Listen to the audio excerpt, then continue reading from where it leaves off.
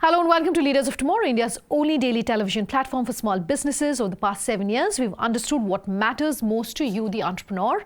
And in year 8, we're taking head-on 2 of your most pressing concerns, that of funding and mentoring. I'm Sunanda Jayaseelan. Two small giants tonight on the show. First up is Saif Automation. We'll also be in conversation with Mr. Milkman.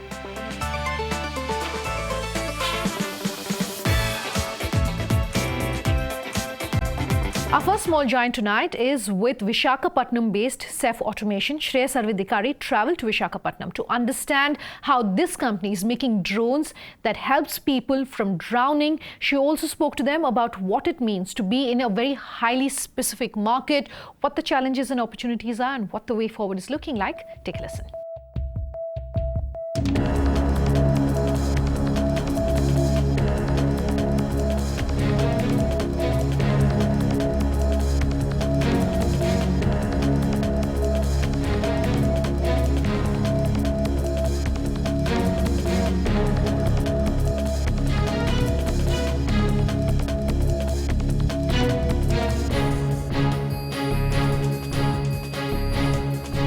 Mr. Aliasgar, thank you so much for giving your time here with us today. Thank you, it's my pleasure. Well, a rescue on the high seas, a lake or even any water body seems like a fantasy, and that too with the help of a drone. But you have made that come true. Talk to us about the entire planning from ideation to execution, and how has the journey been so far for you?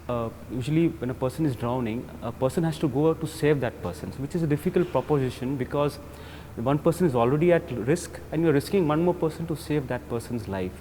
So then this idea came up that if you can have a self-propelled steerable system which can be steered remotely to reach to that person who is in distress, and that is the formation of this particular idea. So I remember on 27th of August we just thought of this around in that time, and we came up with a very small model of this thing, and that was the initiation of the whole thing.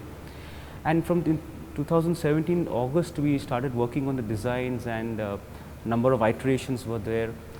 It's a very multidisciplinary product basically, so a lot of concept from different engineering aspects had to be taken and considered, and slowly we moved forward with a team of engineers, and by May 2018 we had come up with a product, and we were able to shoot it for the first time and put it in water and show the demonstration of how it actually works, and that's a wonderful journey for us. So this is the first time that we are seeing a drone on water. So talk to us about the specifications of the drone and how it operates. Well, if you see our drone, it's basically an open hex design shape craft which has got thrusters at the back, and these thrusters are controlled by powered by the batteries which is inside the system itself, and the control signals that is provided by the help of a remote control, which is a person is operating from a distance.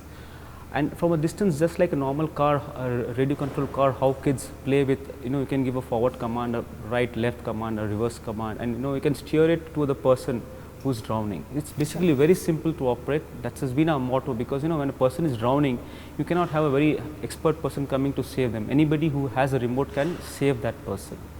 So that's how it works, and it has a range of 3 kilometers that makes it far beyond the normal eyesight range. So we have to take in redundancies into our complete designing. There are some losses because of the atmospheric conditions and things like that. A normal distance what a person can see when somebody is drowning is say around 500 to 600 meters. That's what we can see, but we have kept our range as 3 kilometers. It's a small craft which is just 12 kgs in weight, so very easy to operate, ready to deploy. Just switch it on, put it in the water and steer it to the person who's drowning. Well, building a water-based drone is, I'm sure, definitely not easy.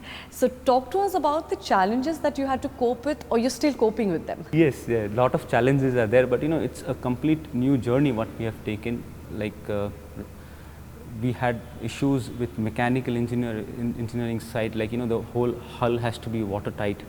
That's a major challenge because you cannot even have a little bit of water seeping in after prolonged use.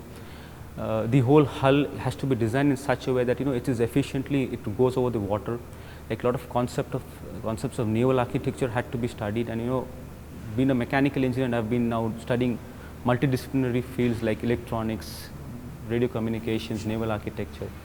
We also face a lot of problems with the radio communications, because as I said earlier also, that it has to be a 1:1 dedicated remote with a 3 kilometers range, and it also has to give back the signals from the craft as to what is the craft, how is the craft performing.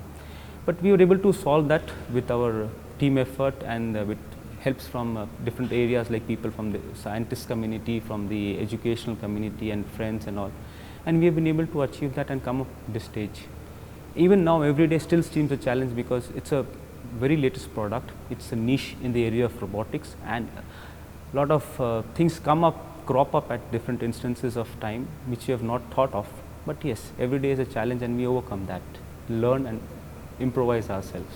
You have an approximation of making 100 units by next year. So help us understand that, how are you proposing to do so, and are you collaborating with the Indian Navy, Coast Guard? What's the plan? To achieve the target of 100, how we are planning is, we are going into the modularity concept. Like we have the hull been made and the electronics, everything been assembled outside, been undergoing a rigorous testing before it's been put into the hull. So that all the components are properly tested before it actually goes into the hull, and so that has made a process quite simpler. Earlier, when we made the first prototype, it took us 3 to 6 months to just assemble it. Now assembling one craft takes at only 2 days time, which with more planning on that front and more manpower and proper guidance, we can surely do that in 2 to 3 hours time. And 100 is what I believe is a very small number for us, but yes, since we are starting up with this, that's what we are aiming at, but it has a huge market.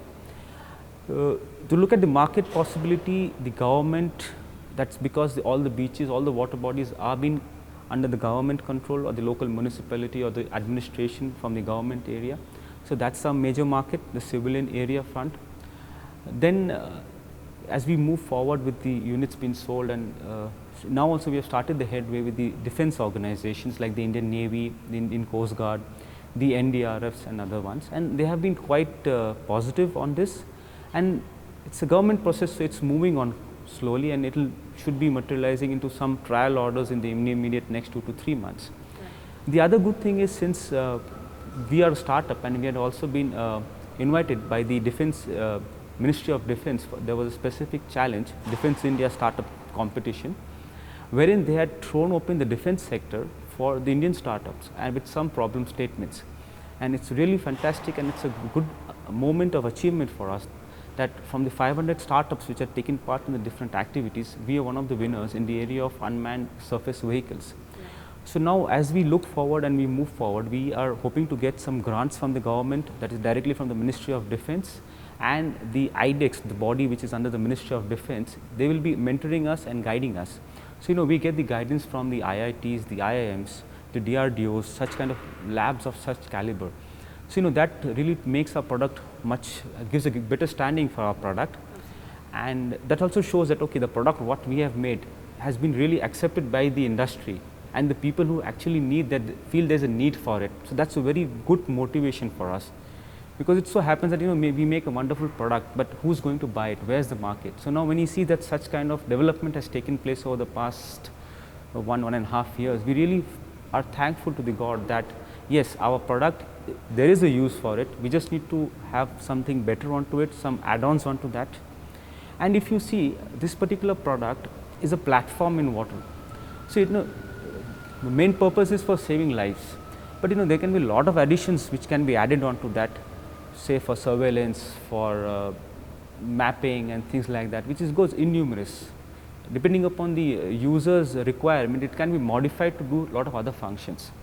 And with the defense people coming in and the support from the government, and I would like to really add that the AP government has been really very supportive for us by providing us this launch pad, by providing us with this startup facility out here, the place over here, and the local municipal corporation too, showing intent on buying some products for the initial trial.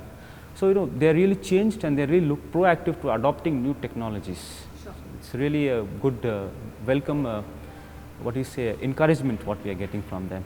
Well, because you were talking about the support that you're getting from the Andhra Pradesh government in terms of their interest in mentoring you and investing.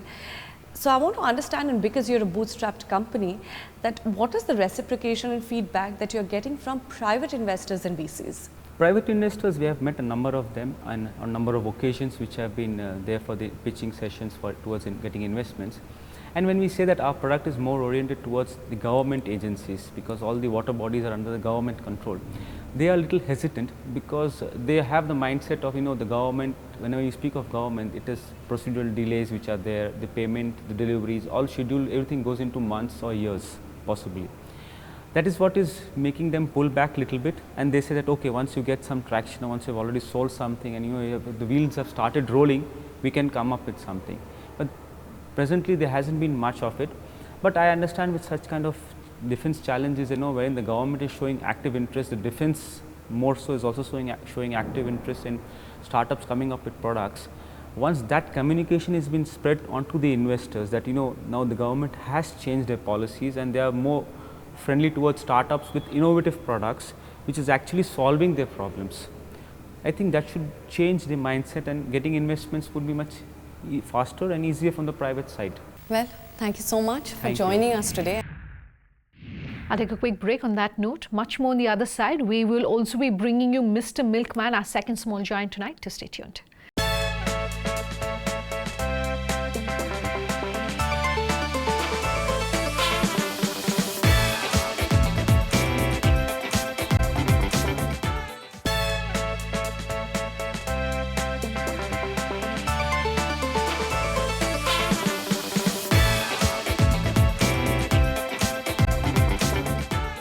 Welcome back. You're with us here on Leaders of Tomorrow. Our second small giant tonight is Mr. Milkman.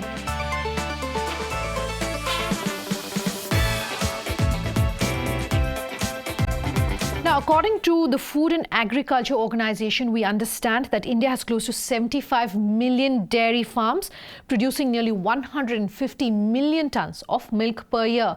What brings all of this together seamlessly? To some extent, technology, of course, is that answer.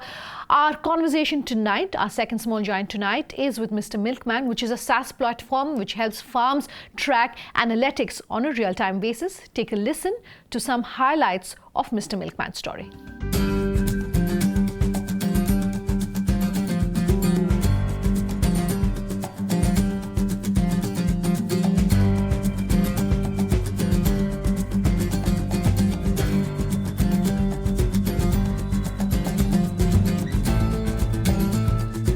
Thank you so much for coming on this show, Samarth. Your company has pivoted from 2015 to 2017, and Mr. Milkman has completely changed his business model. Why don't you tell me more about your journey? So in 2015, when I had gone back home, I had this particular problem with the local Dudiya who used to come to my house. The accounting with him, the understanding of what is being delivered and what is not, was a big issue, correct? He used to deliver about 5 liters and claim that I've delivered 6. And then month end, when he used to give us the bill, there used to be a lot of discrepancies in that, which is where the whole concept in 2015, while I was in the final year of college, was to just give them a basic application and help them manage their accounts with their clients. Slowly and steadily, we saw that a lot of local Dudiyas were enjoying this application. It was helping them connect with the clients also. So we evolved and allowed them to connect with the consumer base also, which helped them increase their sales. While we were doing that, we also got connected with dairy farms in Delhi NCR who wanted to get listed and get their products sold to the end consumers. But what these dairies saw was the platform that we had built for ourselves. When they saw it, I remember one of my clients asked me, "What is this that you're using?" Because currently I am using Excel and I'm not able to manage it.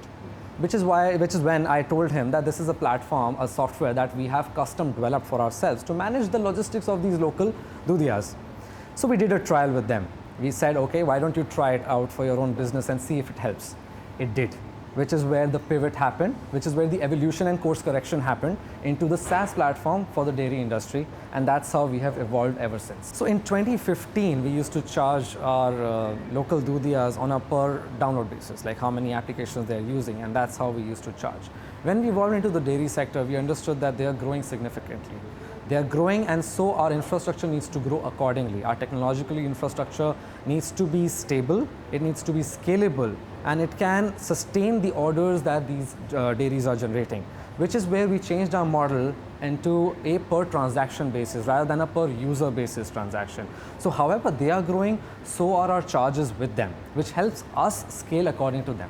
As a company, what do you think gives you the competitive edge, and how are you ensuring that you're different from the competition? For a local milkman, they are uneducated in most cases. Well, in most cases, they are educated now, but they understand technology very well, right? They're using Facebook, they're using Instagram, they understand where the placement of buttons is. Our application is very simple with proper color coding. They understand, okay, I have to click a red button in order to understand how much I have procured.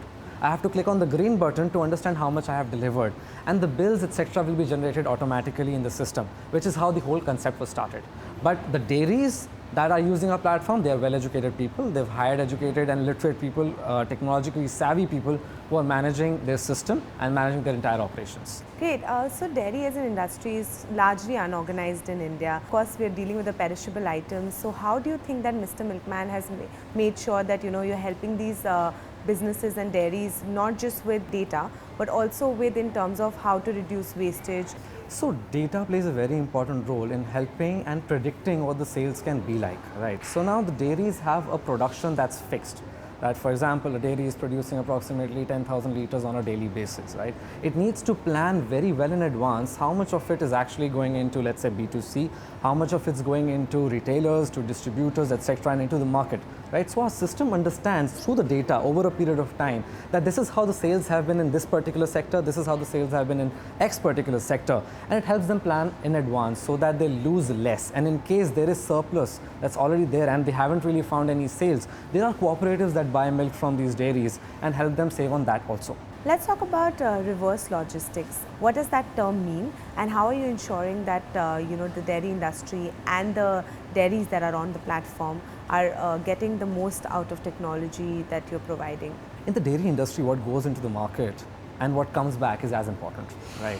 What goes into the market is milk, which is getting consumed. But the peripheral items, for example, the crates, the glass bottles in many cases, are something that goes along and has to be collected back by the dairy to help reduce losses. Otherwise, they're going to incur a lot of loss in the terms of breakage, etc. Well, breakage is something that cannot be controlled. But to understand the root cause of the breakage is something which can help them prevent it further, which is where our software comes into the picture.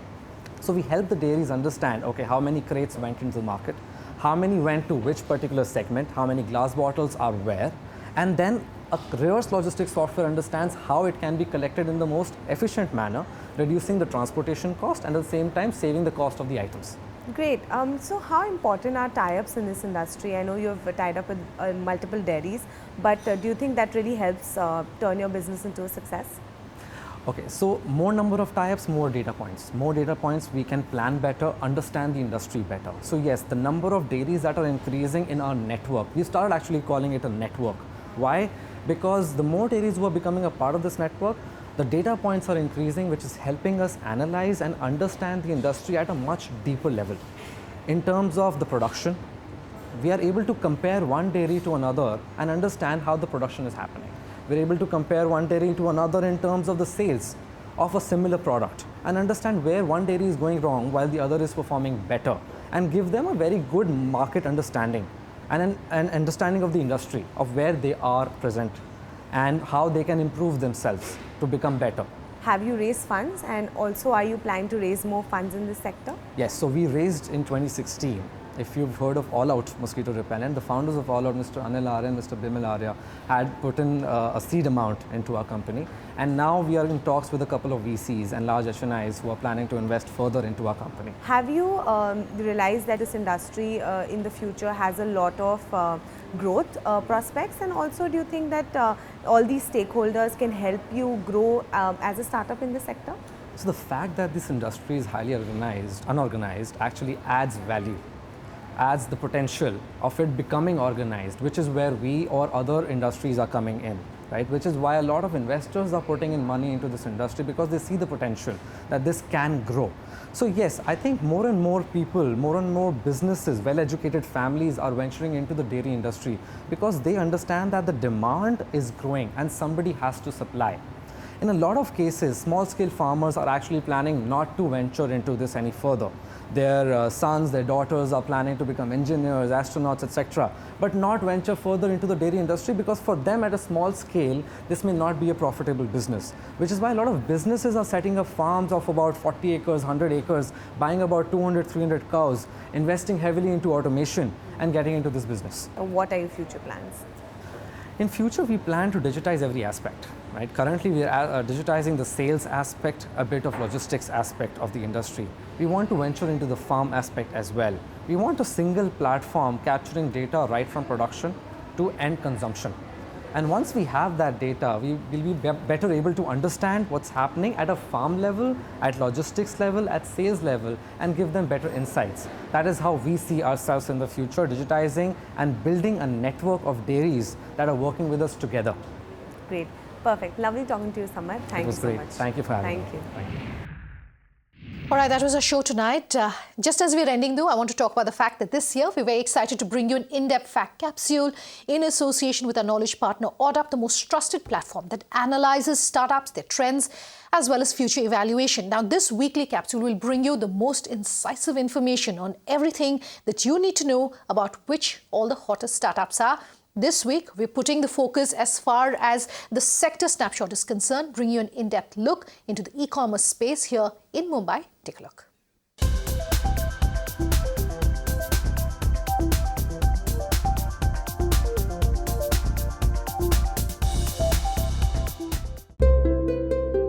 Let's first take a look at the total annual investment in the e-commerce sector in Mumbai area. In the year 2016, it was $245.50 million. In 2017, $82.80 million. In 2018, $249.90 million. In 2019, year-to-date investment stood at $243.50 million. Let's take a look at the number of companies which were launched in the 3 years 2016, 2017 and 2018. In the Mumbai market in 2016, it stood at 24. In 2017 at 12 and in 2018 at 2. Let's take a look at the funding of startups year-to-date for 2019. 44% received seed funding. 22% of all startups in this time period got Series A funding. 17% Series B funding. 9% Series C funding and 7% others. That's a wrap of our e-commerce sector snapshot covering the Mumbai area for this week. We will continue to bring you the most in-depth content on the startup space week after week right here on Leaders of Tomorrow.